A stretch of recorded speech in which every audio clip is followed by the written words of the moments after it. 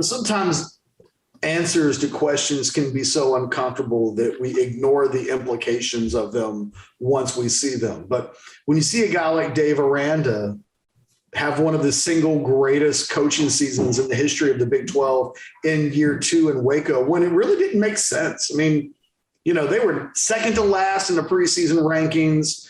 A lot of their portal acquisitions didn't.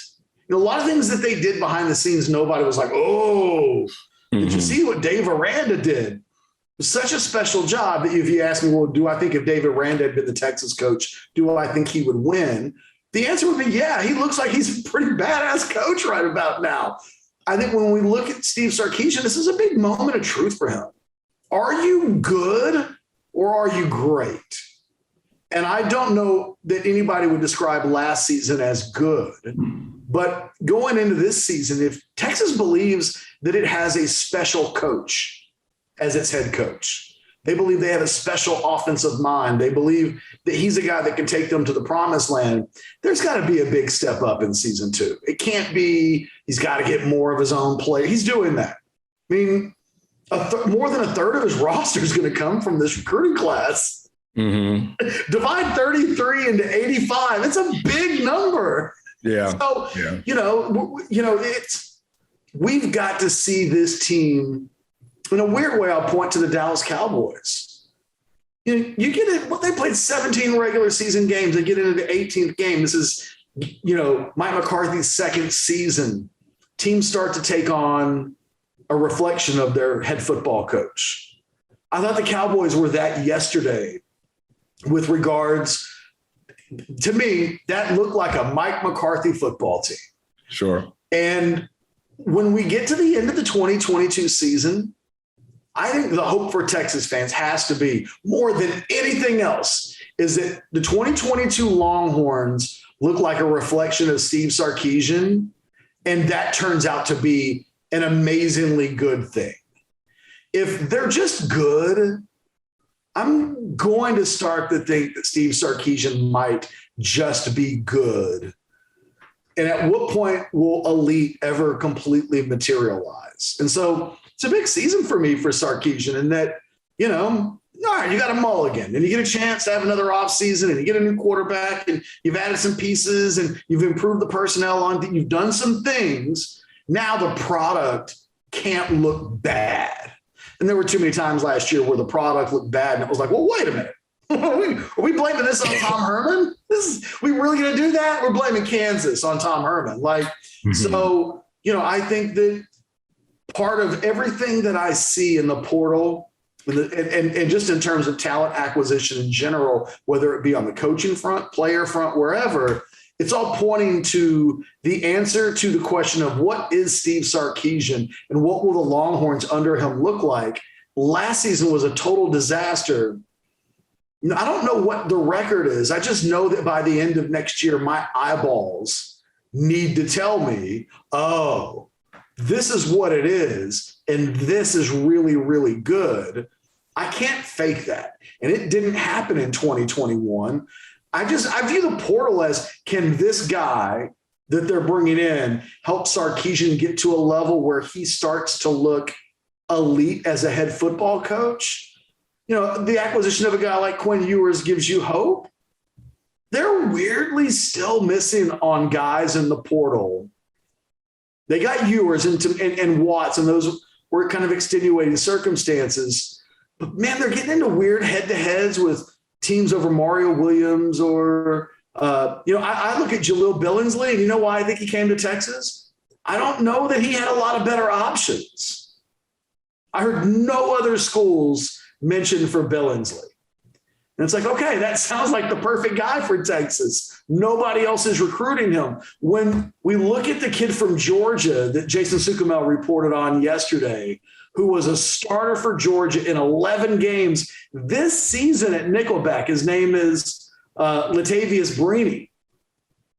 When I hear that it's Texas or Arkansas, I'm like, ugh. And it may not just be Texas and Arkansas, but we heard from a source that those were two of the teams that the Georgia side was hearing Brini being mentioned with. And it's like, oh, okay. Texas has to be – you look at the Central Michigan guys on paper, it's like, oh, those guys should be excited to hear from Texas. And they were like, we're going to go somewhere else. So Texas winning guys in the portal that other really good programs want, I think is a sign that you're, I think doing a lot of business. I'm not saying anything negative about Billingsley. I'm simply saying that in his recruitment, once he entered the portal from Alabama, there really weren't any other schools mentioned with him. It was just, he was in Austin and then he became a Longhorn. Those have been the type of guys that Texas over the course of the last 2 years have been winning. I think fans are getting a little antsy and hoping that they start to win some of these battles that are actually battles and not just, I don't want to say Texas is shooting from the layup line. I just don't know who they beat out for Billingsley. And you'd like to see them win some of these. You'd like to have seen them beat Arkansas for Drew Sanders, because that could potentially change your defense. I think a guy like Latavious Brini could also really improve the defense. It feels ominous when it's not Texas by themselves. When it's Texas and somebody else, it's like, ooh, are they going to be able to do that? And to be fair, if you're recruiting a kid like Brini and it's Arkansas or Texas, one school's still in the SEC and the other one's not. And one school had a really promising 2021 season and the other one went 5-7. And these dudes want to play for good teams right away. And I think that's the biggest hurdle that Texas has right now in the portal is they look like a multi-year project. And most of these kids in the portal ain't got time for projects. They want to come in, be good enough to play in the NFL right away on the right platform, go get paid and get the hell on out of college. Yeah. And the thing is, Ketch, what we're seeing now that, we didn't see originally in the portal, Ketch, I don't think we saw a bunch of starters coming into the portal, right? We saw a few, but it wasn't like the quality that we're seeing now. Now I think everyone understands, oh yeah, man, like I got options. Like I have plenty of options. So you got the starters who are doing that. And then what's also interesting now, Ketch, is you have the starters maybe at, the non-Texas level, let's say TCU, Mathis, right? A guy who maybe hadn't been highly recruited coming out of high school, now all of a sudden has got big dogs after him. And he's like, oh yeah, this is how it's supposed to be. So yeah, to your point, I want to wait and see if Ohio State offers. I want to wait and see if such and such offers, because beforehand, it was a lot of guys had to take these scholarships and like, all right, well, I guess I'll go to this school. I guess I'll go to SMU. I guess I'll go to Central Michigan. And now the big dogs are calling. They're like, yeah, I'll let you guys fight over me. You guys didn't fight over me before. Now fight over me now. And now I'll make it the decision on when I want to go. And again, to your point, Ketch, he's got, whether they're going to go pro or not, that's not what the conversation is. It's the mentality. Yeah. The mentality is, the thought process is, I will go pro. It's like every high school kid who comes out and says, for the next 3, maybe 4, if I'm just unlucky, I'll take my talents to such and such school. Well, these guys in the portal, they're thinking, look, man, I've got 2 years left. Let me do this. Who could get me to where I want to be in a year, maybe 2 at the most, and get there. And if you're Drew Sanders and you're thinking to yourself, okay, what defense can I go to that could get me to where my ultimate goal is? A lot of this is just business decisions. It's not personal, it's just business decisions. Hey, with Mathis, real quick, can we have say the quiet part out loud with him? We're going to go Gary Patterson? No, not about Patterson. Mathis has claimed that he wants to go play, because the new coach at TCU is going to run like a 3-3-5 defense. Yeah. He wants to play on a team that plays a 4-man front. That's not really what Texas does. Yeah. I mean, can we just say that out loud? Like, a lot of people want to chalk him up as he's definitely coming to Texas. And, you can count him along with Devin Campbell. They're taking up 2 of the spots. The thing about Mathis that sticks out for me is I think he would be a tremendous upgrade over what Texas had at its edge position a year ago. but they don't play the type of defense that he has claimed that he wants to play. So I'm curious to see moving forward. Eventually, Anwar, we're going to get to a point where Mathis is going to be, for about a month or two, Mathis might be the only guy in the portal that we're talking about, because there's about to be a lull until after spring football in the portal. So you're going to have this rash of guys that will be making decisions this week at the latest. And then everybody else that's left, they're not showing up until the summer anyway. So they're all going to take their time. There's just a weird thing with Mathis that it feels like nobody's had a real conversation about, which is if he comes to Texas, he'll be coming to play in a defense that seems, from a schematic standpoint, to fly in the face of what it is that he is seeking out to play in. I kind of feel like nobody's saying that.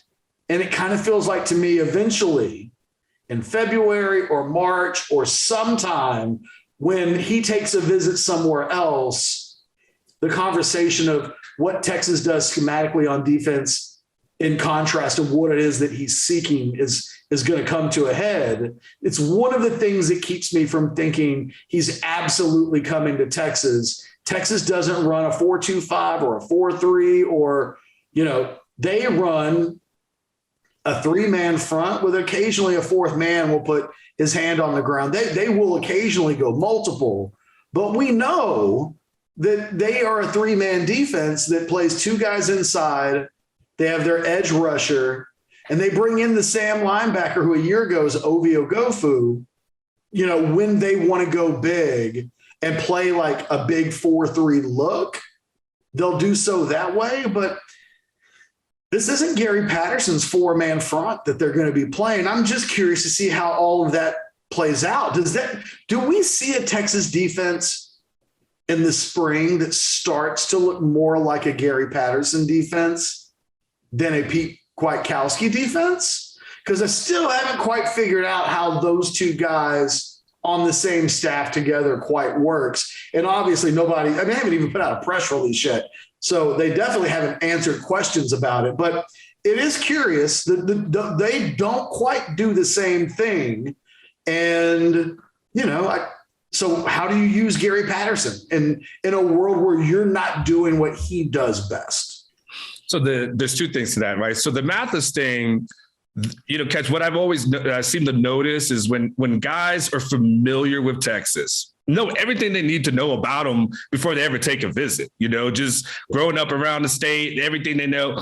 And when guys say like, all right, I'll get back to you on that, I usually am always like, ooh, I don't think that's a good sign. I mean, it's like everything everything I need to know. It's like if, you and I are talking and you're like, hey, Anwar, it's time to renew our contract. And I'm like, yeah, I'll get back to you on that. You'd be like, oh, okay. That feels ominous.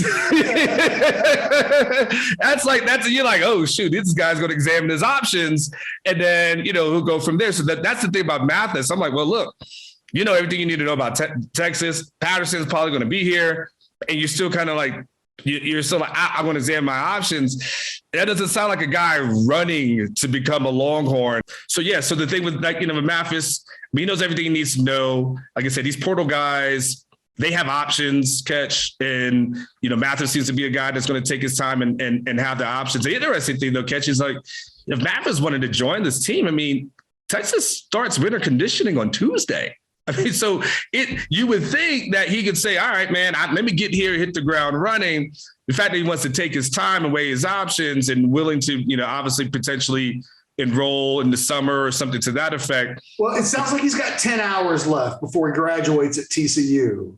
Mm-hmm. So I get your point. Yeah, sure. It makes sense that so close to his degree that he would go ahead and wait to get that. I just think that extra time is bad for Texas, because I think he'd commit to Texas now if a metaphorical gun was held to his head. It's like, I got to get somewhere this week because classes start.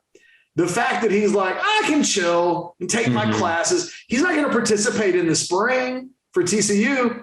He's going to be chilling, which is a little bit like what Ovie Ogofu did a year ago, right? I mean, yeah, that's true. His time, looked around, even when it looked like he was going to potentially be, he took his time. I think Mathis, there's no reason for Mathis to rush at this point based on the circumstances he's laid out for us. But yeah, and the thing is, to your point, yeah, and he may have even more options after the spring. I mean, you have no clue who's going to go in the portal, who's not going to go in the portal after the spring stuff, and he may even have injuries. At that. So you're right. I mean, he can definitely wait it out. Like you said, does it help Texas when you start talking about with the defense that they kind of run, and you would have to convince him to play some sort of edge position in order to him to be the pass rusher that he wants to be. Like you would have to do that, or like you said, are there easier paths?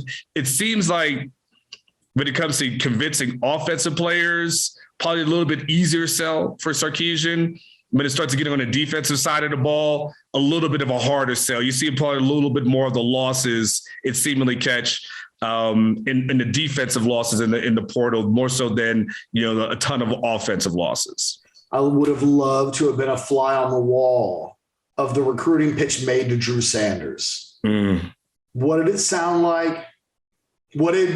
How are they framing where this defense is a year from now? Because if I'm Drew Sanders, I think I would have wanted to look around and see a defense with some other dogs on it. Mm-hmm. I wonder what it would have been like to hear, probably, we think you can take our defense. On some level, it sounds great to hear that you're just the guy that they've been waiting for.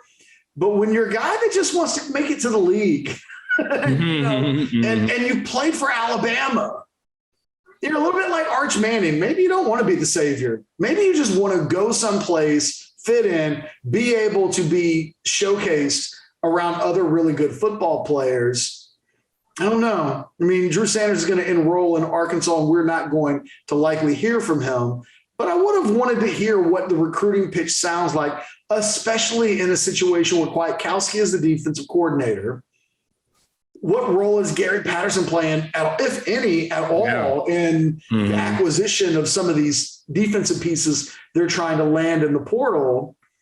And I wonder if behind the scenes, the inability to pull defensive players into the roster from the portal is a strike two against Kwiatkowski. Yeah, it's interesting. That's the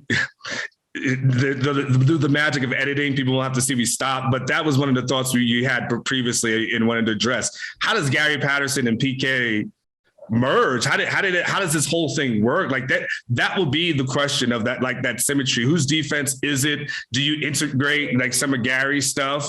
What do you do with the guy that you hired? I mean, is Gary Patterson really just going to be the guy that just gives you some analytics and then, it just sits there quietly in meetings? I mean, that would be the expectation. I don't know if that's going to be the Gary Patterson thing. If you're PK, can't feel great about it. Can't feel great that your potential replacement is on staff. That can't make you feel good. But yes, Pete, Gary ran one thing, Texas is running another, and Gary can add in his influence, but he's going to want to be heard, obviously. So that dynamic, how those two work out, to our knowledge, Ketch, it wasn't like Steve Sarkisian and Gary Patterson have been boys and friends for years, and now all of a sudden there's like a reunion that's occurring here at Texas.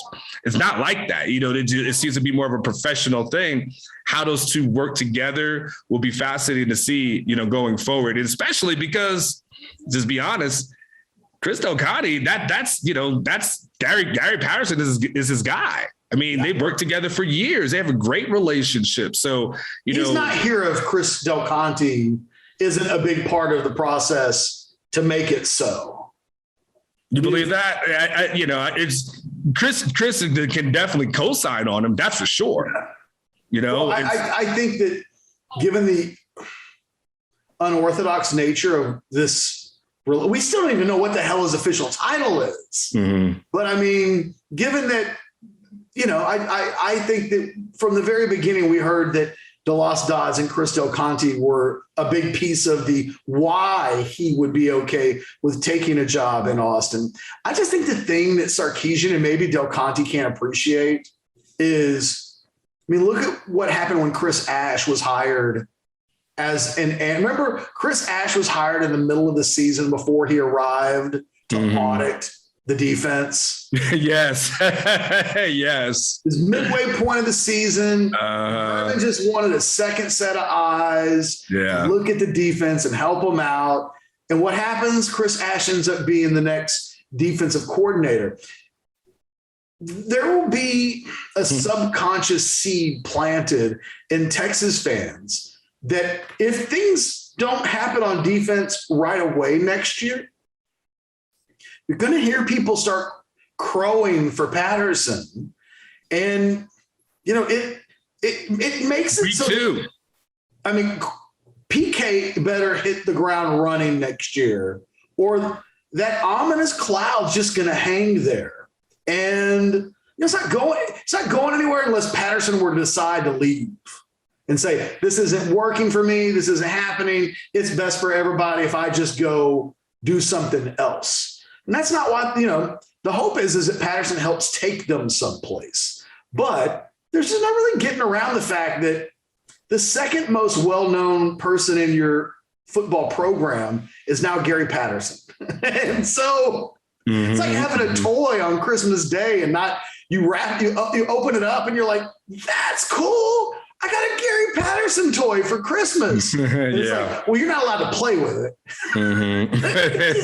It's just going to sit on the shelf and make the rest of your toys look good. It's like, oh, how's that going to, okay. And then the months go by and it's like, sure wish I could play with that Gary Patterson toy. And if the defense looks better next year, here's another weird question. How do we decide who to give credit to? I think it's obvious. Like what's the avenue for PK to win? I don't know if he can. I mean, if the defense looks better, people are going to say, well, Gary Patterson came in here and influenced it. Not right. And if it's bad again, they're gonna be like, PK. I mean, Gary Patterson will be in the best win-win situation that it ever has been. Like being the backup quarterback. Yeah, he's so. In what situation does Pete K probably win? Probably not much. I mean, unless this team wins a Big 12 title, right? I mean, and you win a Big 12 title, maybe. But people are still going to think, if it hadn't been for Gary, we don't know, because PK on his own, the defense was ranked, 100. So really unfair. I mean, we're being like, I'm all for the addition of Gary Patterson to the program. I'm just saying for PK. There's no win, Pete. Sorry. What? Hey, if a Texas fan wants to say, well, his defense shouldn't have been awful last year, he wouldn't be in this position. Touche.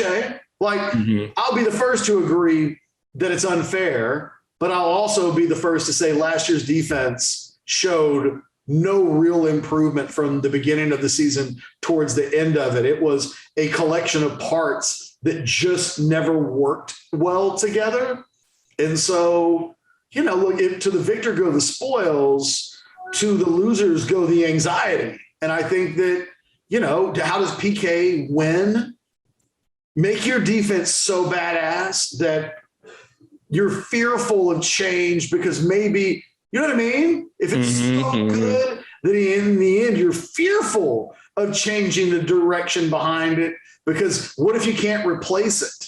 See, my fear for PK is that the defense gets better. So they're not among the worst in the Big 12 in certain areas, but they're going to be so young. They're going to lack impact players. If they're just okay, let's say fourth best defense in the Big 12. I don't know that that's going to be enough for him to hold off the Wolves. I just don't know that the personnel is in place for anything much better than that. So, I think they could be okay on defense next year, but a little bit like Sarkisian in the offense. When you went so bad in year one, it makes the slack that you have in year two a little shorter. And I think just being good in year two, they wouldn't have hired him 2 years ago if he had told them in advance, oh, yeah, no, I'm going to have Texas up to fourth in defense in the Big 12 after 2.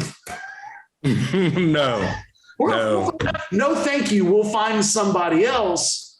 It's a tricky position. Texas fans watching this right now are probably like, stop, guys, stop. But there is, I think, some tricky little nuance to what's going on behind the scenes. And it's impossible not to think about what the future aftermath might look like when arguably the second most talented coach on your staff isn't in a coaching role. If we get to a point later on where it's like, oh yeah, the Longhorns have hired some young offensive guru to be an analyst, we'll do the same thing with Sark, even though we'll go, what does that mean? Does this mean that Sark's going to give up play calling duties eventually? If we don't think that, but then the offense struggles at all, we would do, maybe this is a sign that it would work better if somebody else is doing it. The seed has been planted. The best thing that PK and that entire defensive coaching staff can do at this point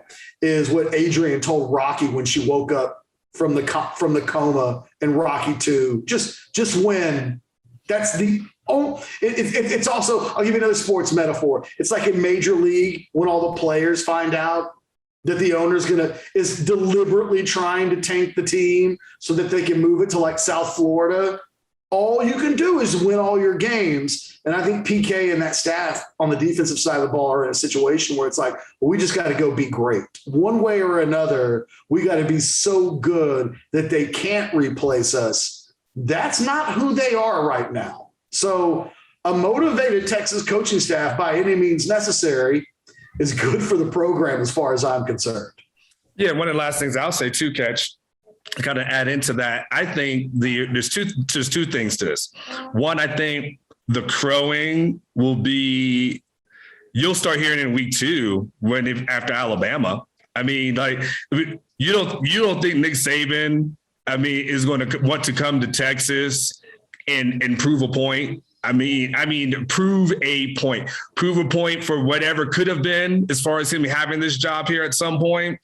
Prove a point to Sarkisian, prove a point to all of the guys who left from his previous staff. He's going to come in here. That's going to be, a high profile game. And if it doesn't go, and if it gets ugly, which I think you and I would probably predict right now would probably be ugly. If a miracle happens, so be it. You're going to hear a little bit about that. And I'll tell you what is the trepidation that PK should have with having Gary Patterson on the staff. The part 2 of one of my final thoughts is Steve Sarkisian should have the same trepidation. Like, I don't think he should be looking at it and saying, yep, that's all on PK. If he goes out and has another kind of season, 6 wins or something like that, don't forget there's an athletic director who once had this as a coach who could at any point over the next couple of years say, well, I'm going to make that familiar hire if things don't go well.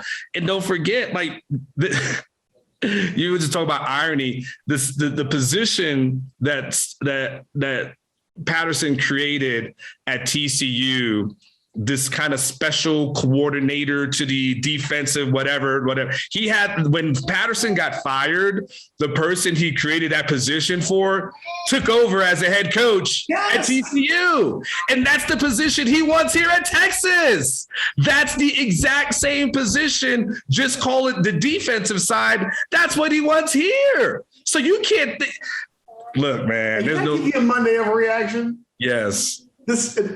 This is a hell of a Monday overreaction to drop at the end of the show. Yes. I think Texas should find a way to buy out this Alabama game.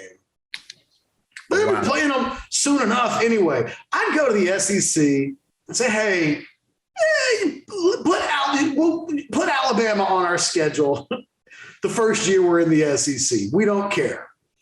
But let's do this thing where we agree that this game is too close to the launch of Texas and Oklahoma joining the SEC, and it may unbalance future schedules to have the two teams play so soon. And so it's just going to they called the LSU game out. Now, I know there are reasons for that weren't competitive or anything else, but getting these games canceled, Alabama's canceled games before, I'm just saying there's no win in that Alabama game for Texas. They're not ready for it.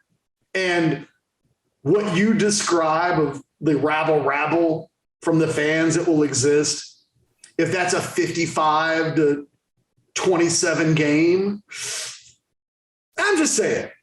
Well, that's that. You drop a bomb at the very end. Those who stayed long enough for this, well, that will be the talking point. But let's do a video. We'll have to do a video on that one. People will say it's chicken shit. And It is chicken shit. And I don't disagree. But you know what? When you're a 5-7 team, just trying to find like a little squirrel trying to find an acorn out in the forest, sometimes chicken shit can be the word of the day. And it is chicken shit. But you know what? You can beat chicken shit and not lose by 30 points and be better for it than to not beat chicken shit and get your head cut off. The only thing I'll say going forward that I think Texas needs to do, and I'm not going with you on the whole Alabama thing, but what they need to do going forward, because they have an SEC schedule, their non-conference schedule, they need to start softening that thing up. Now, things in the future, your Michigans that you got scheduled, Florida's already in schedule. I got to go look at the future schedule. I don't have it on top.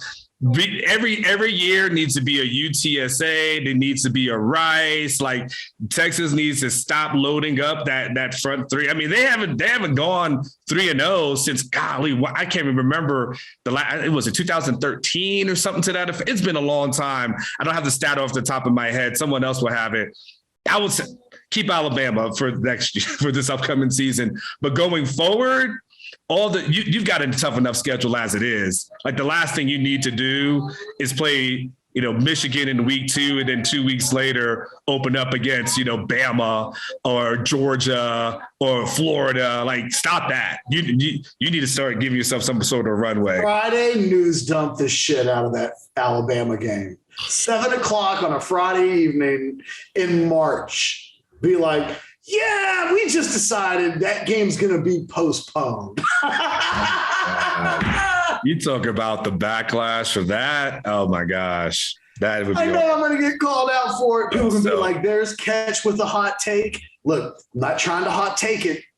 I'm trying to create a path by which at the end of the second week of the season, Pete Kwiatkowski doesn't have people clamoring for Gary Patterson. That's all. I'm trying to take a preemptive step that doesn't make people hit the panic button because Alabama rolls into town.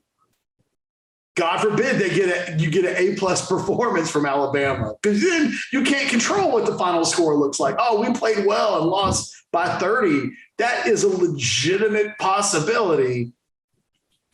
I agree. I won't disagree with anybody who feels like that's less than coward. Like there's cowardly and then there's that. I agree.